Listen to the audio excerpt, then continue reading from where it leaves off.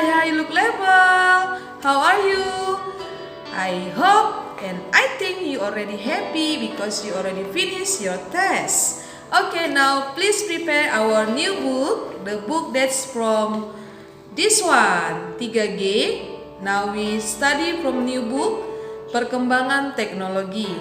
Alright, please prepare your book, your pencil, and then your notebook. Okay, now we will study again about tematik 3G. The topic that's about perkembangan teknologi produksi pangan. Okay, yeah, but before that, let us pray together. Now, close your eyes, let's pray. Thank you, Father. Thank you, Jesus, for your blessing. Today we will want to study again. Please, Jesus, you guide us, you bless us, so that we can understand well. Please bless our family and all our teacher. In the name of Jesus Christ, we pray. Amen. Okay, look level. Now, Teacher Vika invite all of us to open our tematik 3G, page 4. Yeah, and we can see in our screen the topic that's about teknologi pangan. Nah, jadi teknologi pangan adalah suatu disiplin ilmu yang menerapkan ilmu pengetahuan tentang bahan pangan, ya, khususnya setelah panen, yang menggunakan teknologi yang tepat untuk memperoleh manfaat seoptimal mungkin, sekaligus meningkatkan nilai tambah dari pangan tersebut. Nah, jadi di sini pangan itu adalah makanan, baik itu sayur-sayuran, buah-buahan, ya, ataupun ikan ataupun daging yang kita konsumsi sehari-hari. Nah, jadi di sini di teknologi pangan kita belajar tentang pemprosesan atau pengawetan, pengemasan dan penyimpanan makanan tersebut, ya. Dan kamu nanti juga akan membaca di halaman 4, ya. Oke, next berikutnya. Nah, jadi manfaat teknologi pangan. Nah, ada juga manfaat teknologi pangan, ya. Alam menghasilkan bahan pangan secara berkala, ya. Sementara kebutuhan manusia akan pangan adalah rutin.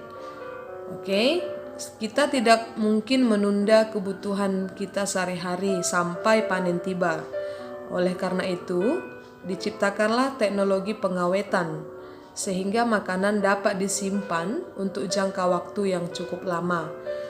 Teknik pengawetan juga memungkinkan untuk mendistribusikan bahan pangan secara merata ke seluruh penjuru dunia.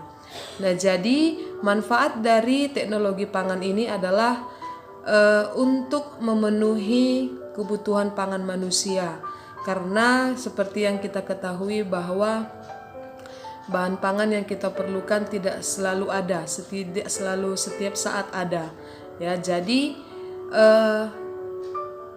diciptakanlah teknologi ini agar bisa mengawetkan makanan dengan waktu yang lama dan bisa dikonsumsi oleh manusia, ya.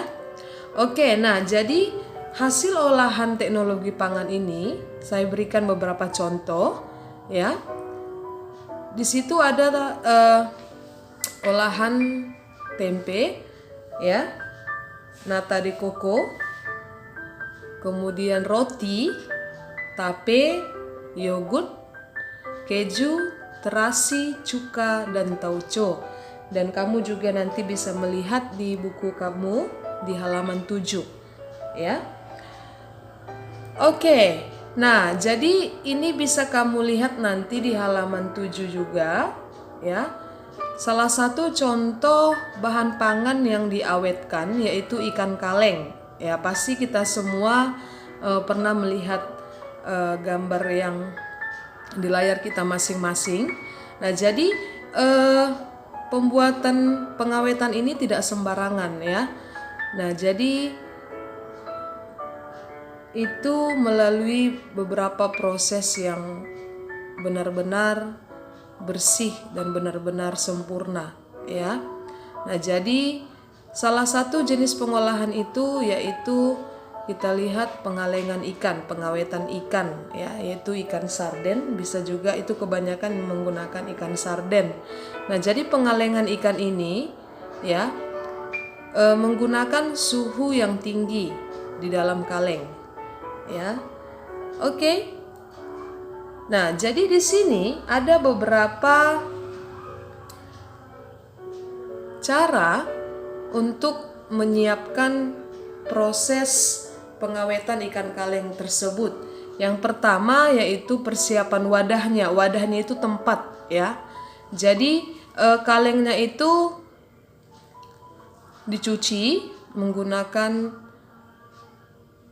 air hangat ya, kemudian sabun, dan kemudian dibilas dengan air yang bersih. Yang kedua yaitu penyiapan bahan mentah ya, dimana bahan bakunya itu adalah ikan ya, terserah ikan apa, tetapi yang pernah teacher lihat itu adalah ikan sarden ya. Kemudian ikan tersebut dipilih bukan sembarangan ikan, tetapi memang harus benar-benar ikan yang segar ya. Diperhatikan mata, kulit, daging, sisik, dan insang ikannya. Kemudian pengisian, maksudnya memasukkan ikan ke dalam kaleng ya. Itu sudah ada dicampur dengan bumbu ya. Dan juga dalam satu kaleng itu terdapat 4 ekor ikan ya.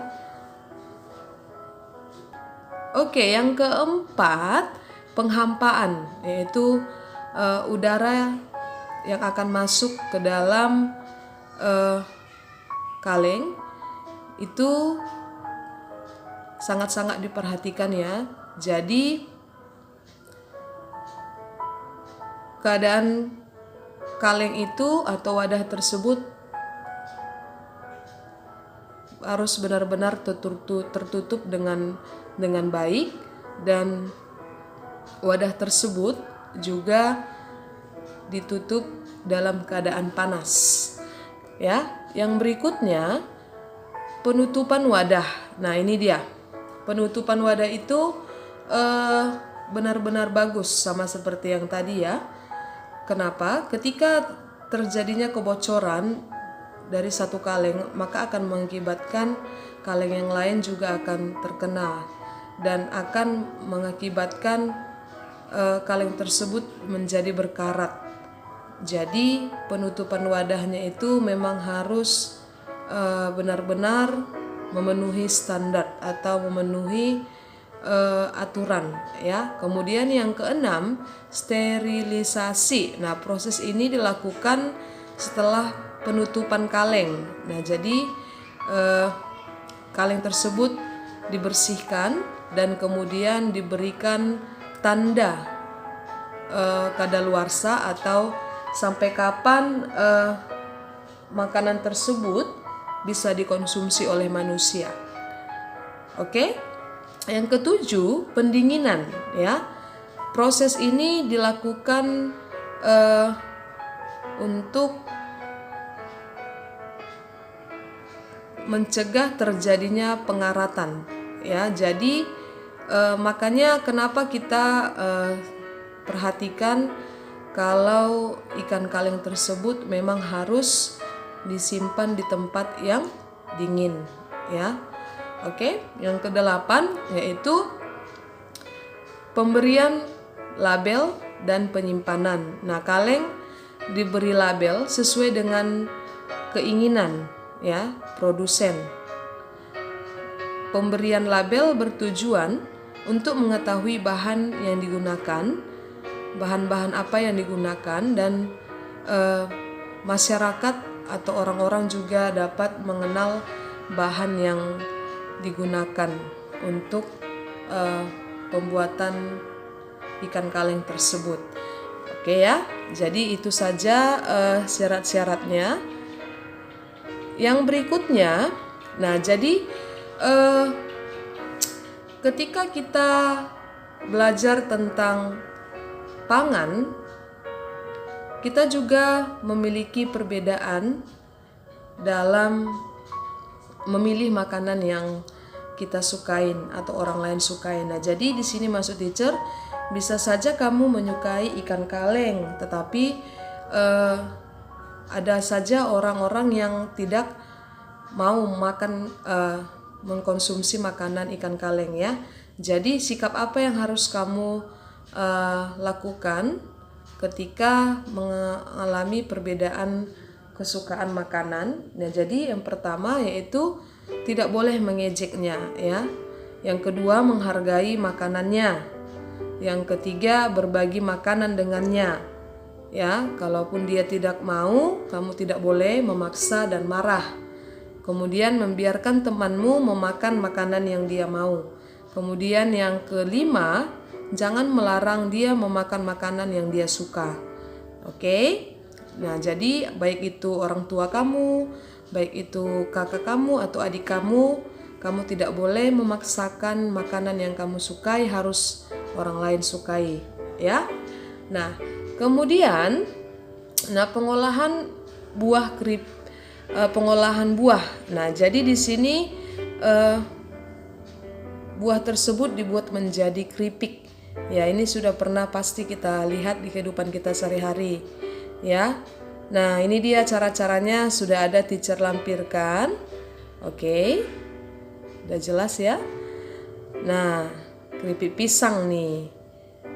Oke, nah ini dia juga yang sudah pasti kamu juga sudah pernah menikmati makanan ini, ya. Oke. Nah, jadi di sini kita belajar sekarang tentang bahan baku. Nah, bahan baku itu adalah bahan yang dibeli dan digunakan dalam membuat produk akhir barang jadi yang akan dijual kepada konsumen. Nah, jadi bahan baku itu di sini adalah ketika kita ingin memasak sesuatu, bahan bakunya itu apa? Ya, contohnya ingin membuat ayam goreng. Ya, pasti bahan bakunya itu adalah daging ayam. Ya, oke. Nah, jadi bahan baku adalah contoh-contohnya itu adalah yang kita lihat sehari-hari yaitu beras, daging, ikan, sayur, ataupun buah-buahan. Ya, masih banyak yang lain bahan baku. Oke, nah jadi bahan baku ini adalah suatu bahan yang ingin kita olah menjadi makanan. Jadi di sini bahan bakunya adalah bahan baku yang belum jadi, ya, belum bisa langsung dikonsumsi. Oke, jadi harus diolah dulu. Itu maksudnya bahan baku, ya. Seperti kita ingin makan nasi kan, jadi bahan bakunya adalah beras. Oke. Nah, jadi di sini teacher ingin memberikan sedikit tugas. Kamu menuliskan 5 nama makanan atau minuman yang ada di dalam kulkas dan bahan baku yang digunakan, ya. Oke, nah jadi bahan baku apa saja yang kamu temukan di dalam kulkas? Itu maksud teacher ya, baik itu makanan ataupun minuman, ya. Nah, jadi dibuat dalam buku tulis menggunakan tabel, ya, ataupun kotak dengan rapi. Kemudian jangan lupa ya mengirimkannya ke teacher masing-masing. Oke, look level. I think that's all for today. Always keep healthy and always happy. Bye-bye, look level. God bless you.